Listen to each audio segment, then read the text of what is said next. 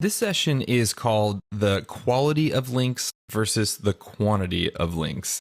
And in this session, you're going to be learning about why more isn't always better when it comes to link building. So a very common misconception about link building is the more the better. People are typically asking me, how can I get more links, more links, more links? And the problem is that this couldn't be further from the truth. There's a lot of spammy software out there actually that promises to build thousands and thousands of links to your site because people assume that getting more is better. And I completely understand why we might be tempted to take them up on that offer. But unfortunately, those things tend to do way more harm than good. So in this session, I want to cover a few link building tactics that you should definitely avoid. Because if you don't avoid them, oftentimes you may end up getting penalized by Google.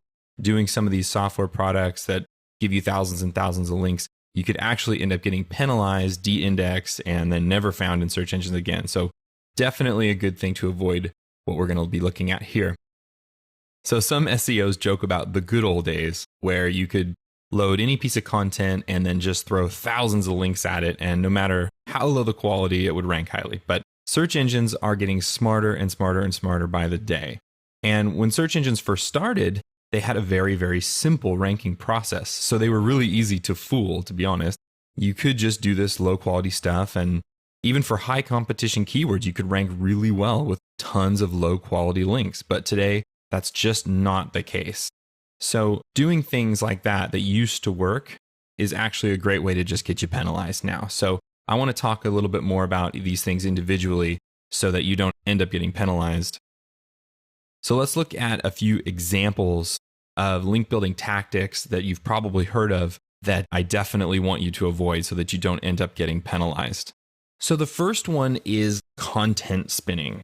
Now, some of you may or may not be familiar with this, but if you've ever done a Google search for, link building or getting more links to my site, you may have seen things that sometimes they call themselves blog networks, and they often do something called content spinning. And what content spinning is this little sort of format where you can write multiple versions of a sentence. And I have a little example here just to give you an idea of what I'm talking about. What it would do is spin between this is such and this really is a bad idea. And it would write two versions of that sentence over and over and over. And you could write content like this, and it would attempt to make all these thousands of unique versions of a piece of content. And the whole purpose of doing this was so that it could just shotgun all this content all over the internet and give you a link back. And, maybe 5 years ago, this worked. Nowadays, if you do this, it's really going to hurt you. In April of 2012, there was an update by Google called Google Penguin, and it specifically targeted blog networks and content spinning and low quality links, things like this. So this is absolutely a dead tactic. And if you have been doing this, I would highly recommend you stop. And if you haven't, that's great. Don't bother starting because it's something that's definitely going to hurt you instead of help you. So the next one is link software. And this is definitely different from a blog network or content spinning because link software oftentimes runs on your local computer. And what it'll do is it'll install WordPress hundreds of times on all these random domain names. It'll fill it full of content from RSS feeds, that's essentially duplicate content, and then you can tell it where to link with what anchor text. This is another thing that maybe 5-10 years ago worked really, really well. Nowadays, it's just a terrible, terrible idea. It's going to get you tons of low quality links, and it's not going to get you anywhere. So definitely avoid any sort of link software. Unfortunately, this stuff sells really well, which is kind of scary. So if you've purchased anything like this, if you can, ask for a refund because it's not going to do you any good. And really, it's probably just going to hurt you. So the next up here is automatic blog commenting.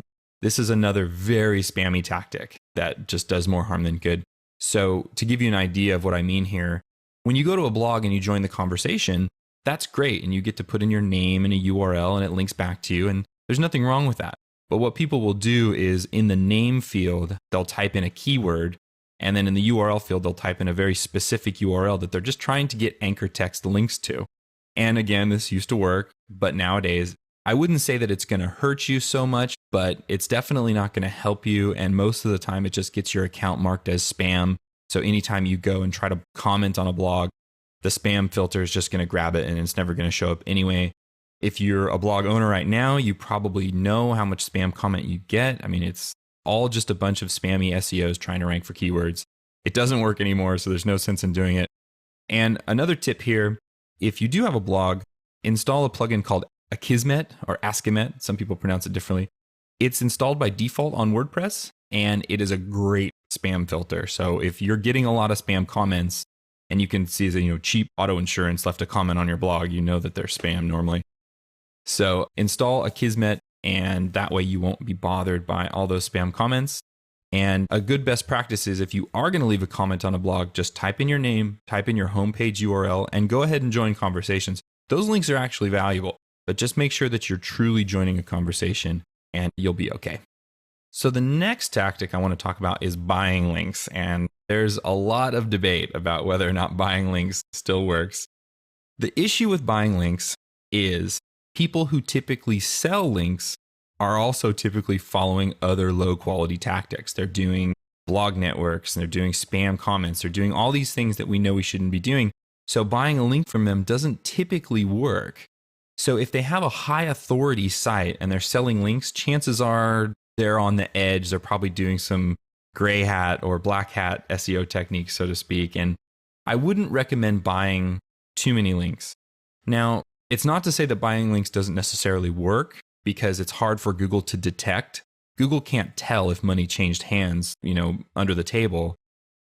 But typically speaking, be very careful about buying links. If someone approaches you and asks you to buy a link from them, say no. However, if there is another blog out there that you really want a link from and you've been trying to get a link and they say, I'll link to you, but I'm going to need some sort of payment, do some research, look at their backlinks, make sure they're not doing anything spammy. Normally, I would just say, for all intents and purposes, just avoid buying links. But there is some exceptions to that rule. But again, proceed with caution.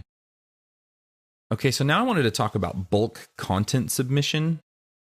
So there's a lot of products out there and services. Again, if you do Google searches for how to get links to my site, you're going to end up with a lot of submission services that claim that they're going to take your content and submit it to all these different article directories and so on and so forth and different blogs. And sometimes they're a blog network. Sometimes they're just an app that uses the APIs of various article directories. But the problem with bulk content submission is it simply causes a massive amount of duplicate content. And it's duplicate content that's very low quality because that content gets no links. So you're going to get a ton of duplicate content linking to you, and it's really not going to do you any good at all. And again, worst case, it's just going to hurt you.